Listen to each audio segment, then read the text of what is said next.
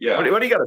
A sale there, Teddy? Listen, before I want to finish this, because this is a real problem, Lee, that I'm having, and two other people that are I don't really want to give their business out, but they're part of it, and they're in places where they're trying to get on their own, if you can dig what I'm saying.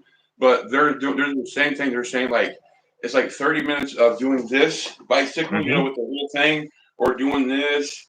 But it's like all of a sudden, it's like they're experiencing the glycogen. You said. Yep, they're running out of glycogen. Literally, they're burning through their stored glycogen. To stop the cardio, and is it better to have a protein drink and then wait 30 minutes and then go back to it, or just have a protein drink while you're doing it? I would stop. For the average person, especially, I would, if you get to that point, stop, rest. It's not worth to try and push beyond it. And have your next meal, like whatever that meal may be, like, if obviously try to choose something healthier, and then if you want to do some more exercise, probably like later in the day. So instead of doing like an hour, maybe break it up into 2 30-minute blocks, or maybe even 3 20-minute blocks, or something like that. Try and break it up so that you're not running out of glycogen and hitting the wall, so to speak. Yeah. And this is why endurance athletes, they will literally fuel while they're training. It's called intra-workout nutrition. So prime example, like a lot of endurance athletes will put in, like, in their water bottles, they'll put like carbohydrate powder in their bottles, or they'll be having like energy bars or gels or something like that to kind of keep that blood sugar topped up. They want food that very easily absorbed, which in a normal situation, that easily absorbable carbohydrates is technically like junk food. But when you're burning through it at such a fast rate, it helps to keep your energy topped up. Now, that's from an exercise performance point of view. It's not necessarily optimal from a fat loss point of view. And you got to look at, what are you doing the exercise for? Because the average person only thinks of exercise from I'm trying to lose weight point of view, generally speaking. But an athlete, they're already at their ideal weight. So they're not doing it to try and lose fat or get leaner. They're like, how do I increase my performance? How do I run faster? How do I run further? How do I perform at a higher level? And that's where the intra-workout nutrition can apply.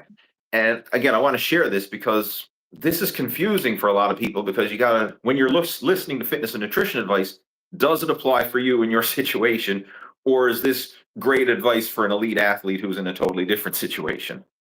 Yeah. So, and I think you hit right about what I was just going to say. Yeah. And it does sound like, from a fat person's standpoint, it seems like that should be the end of that cardio session, and not a mealtime, but maybe a protein drink or hydrate until it is mealtime.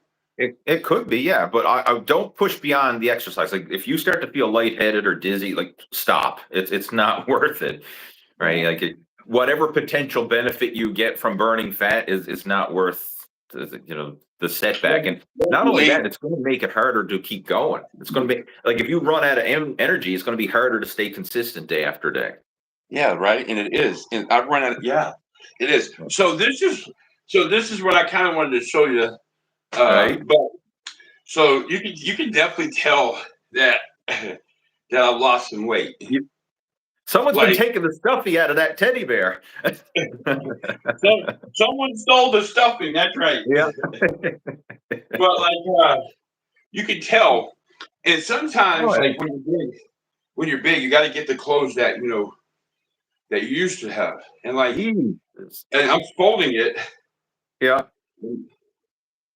And you can see, that's cool. Like, you can see the difference. So those were your shorts that you wore before. You can see the difference. Wow. Like, look. You could wrap it around, literally. Yeah. So when I tell you it works, it does work.